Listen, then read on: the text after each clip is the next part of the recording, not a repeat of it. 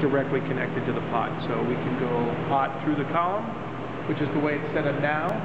Tomorrow, where the two breaks are, one on the right and toward the upper middle and one on the top left, we'll change those so that the spirit pipe, which comes from the kettle through the helmet up and out, instead of going to the column, goes and bypasses the column up and over and goes to the condenser. So what's in here right now are the low lines of 3 different stripping runs of rye whiskey mash that we did on Thursday and Friday. And we'll do a finishing run tomorrow or Tuesday, direct from kettle to condenser, and that'll go in a barrel. Very cool. Or 2 barrels, hopefully. A lot of work for 2 barrels. Are you going to age on site, or is yeah, we're aging on site. Kind of deal? Well, we're building a rick house, if you will, warehouse, the size of this space in Orange County, about 90 minutes north of the city. Yeah, 90 minutes. I got excited for it. No. Hey. My Orange County's got like a terrific temperature to age stuff quickly. Yeah. Too far to go. Keep an eye on it. But in the meantime, we're making gin, the 2 gins that we bottle right back here. We forklift a full tank up there. We use city water to distill, but we use a double filtered water, including a carbon filter, for bottling purpose, for bringing things down to proof. It's gravity filler. We get 6 bottles at a time, and then we have a machine that does 1 cap by hand at a time, and 1 label by hand at a time. And a full run for us will take about 8 hours plus a little prep time beforehand, and a fair amount of cleaning time afterward. That's per pallet? I can't measure it per pallet. Okay. All of this here, was 1 run of various cotton. Okay. So it's really measured more per pot than it is per 155 cases at 114 for the 88 proof gin. It's probably about 175 cases. Got it. Obviously, less or more water is going to dictate how many cases. How's the response been for the tot? I mean, like, I'm pretty excited. I love the tot. It's been great. I mean, very humbled and flattered. We worked on it a good while, and you sort of, you hold your breath and say, all right, we made it, we like it, we like making drinks with it, let's see what people think about it. Part of it, I assume, is that it's new and people are at least curious, if not excited, that there's something. Well, I think Plymouth has a Navy strength too, but if I had to choose, like... But that just hit the New York market, like... No, which, ours or Plymouth?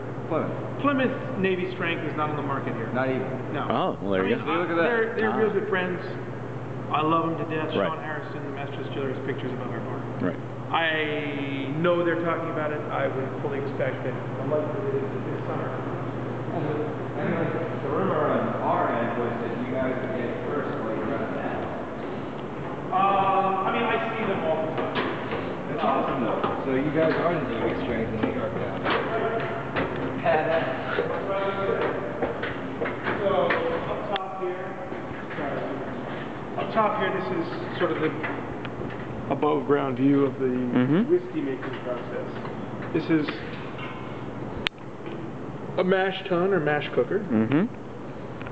Just big paddles. So to start our mash, you add hot water, and then we add corn. And you keep cooking until the corn is liquefied, because corn, everyone says rye is a tough grain to work with, and granted, most of those people have a lot more experience than I do, but corn, I find, can clump into balls if you don't paddle it and get it reasonably liquefied with heat. So we put corn in first, get that liquefied, add more water, make sure it's at the right temperature, and add a boatload of rye. Let that cook and semi-liquefy. Then we add malted barley. This malted barley is always at the end because that has the enzymatic properties that are starting to convert those sugars, those starches. We add yeast in this tank after the cooking is done, and then pump into one of the 2 fermentation tanks.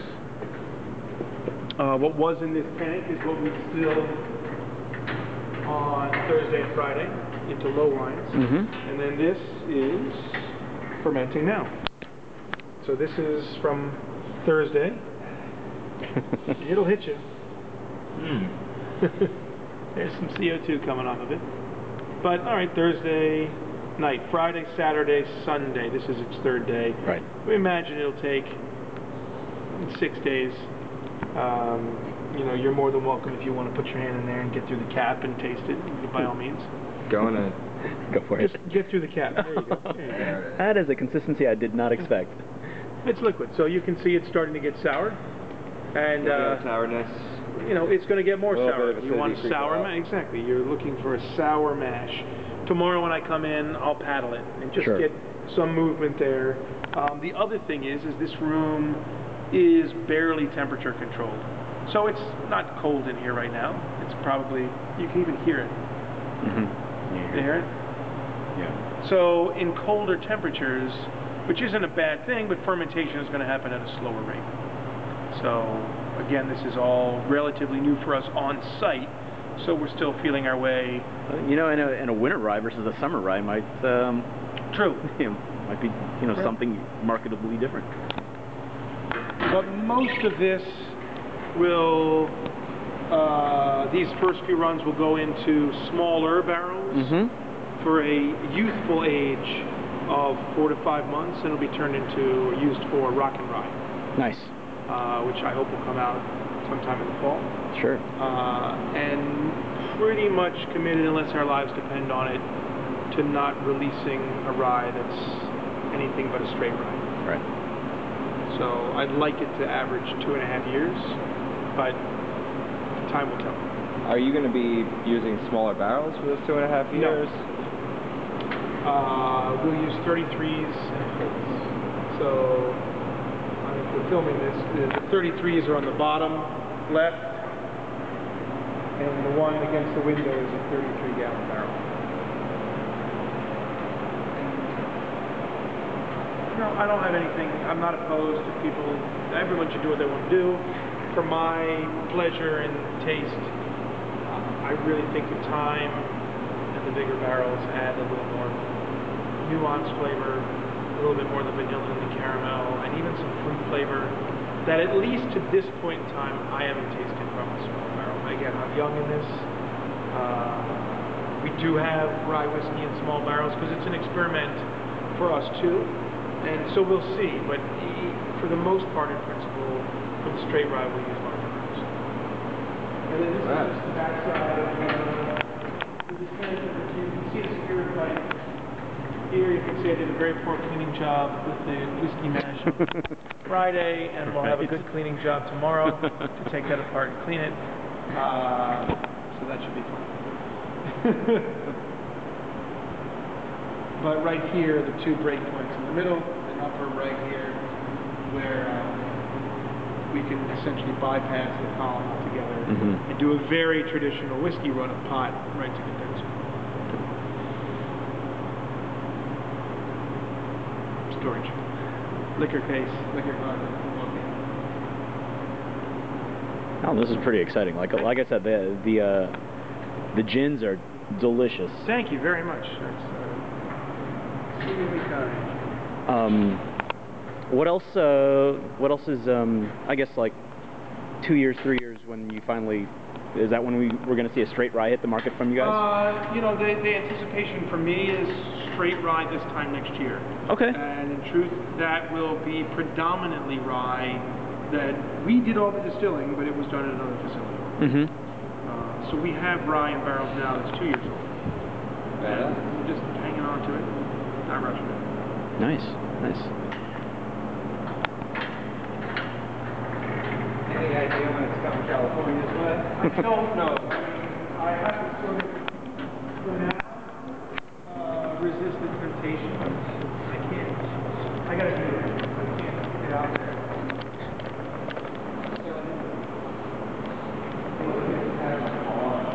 Well, that's exactly. I mean, if someone tells me, hey, let's do this, then, you know, to be honest, my thought would be next year, but it's enough to run all of this together at the moment. So, I don't know. Right now, right now my head's still spinning enough from doing all this, but I want to make sure this all works well. What's been the biggest kind of like unanticipated surprise from the whole distillation process? Well, I mean, I didn't know what the surprise would be, but I sort of anticipated that there would be something. Jumping from a smaller still, which we did most of our practical distilling on before our site was complete, which was a quarter the size of ours. This is a 1,000-liter pot still. We did all of our early distilling on a 250-liter pot still related column as well. And it's not a one-for-one. It's not, well, let's just multiply. Right. It doesn't scale that way. And so that was, I didn't know what the nuance or challenge would be, but that definitely was a challenge. And frankly, in many ways, which hopefully should be the case for anybody, is I like the way our product comes off better on our still than what we were using previously. I've never distilled anything, but I have to imagine that things like the fermentation process is different at a large scale versus the small scale. Well, that's a whole different thing, and that we're learning as we go. Right. The truth is, for now, as long as we keep things clean and watch what we're doing, we can manage the fermentation. I don't think we're going to screw it up. It's just like you can't leave it there to do its own thing. We keep an eye on it. But for the most part, it does work on its own. And, we do this relatively simple ways by sight with little, a tool called a refractometer. You measure the bricks, and almost, within a half hour of introducing malted barley, and the enzymes are doing something to those other grains. And you can measure the bricks, and they go from 4 to 5 to 8 to 9. You say, okay, we're getting some valuable sugar in this that can be converted. We use distiller's yeast. Everyone asks, are you collecting your own yeast? We're not at this time. There's some lovely rooftop garden projects in Brooklyn. Maybe we would do some specialty whiskey and do a couple batches worth down the line with a yeast propagated on a rooftop garden. I don't know, but for now, it's Tight Pants Reserve. Yeah. To be determined. Right, the East River's finest. There you go. Anyway, just so you understand, all the black barrels over here, spent mash. We put our spent mash in them. We've had one pickup already, and the rest will be picked up tomorrow, and that all goes to a pig farm in New Jersey. Awesome. So, Shipping waste to New Jersey? Maybe pig farmer is close. There's enough to think about and worry about. You try and make it efficient. No, shipping waste to New Jersey is at that point. Oh, it's not waste, it's going to be eaten. There you go. Exactly.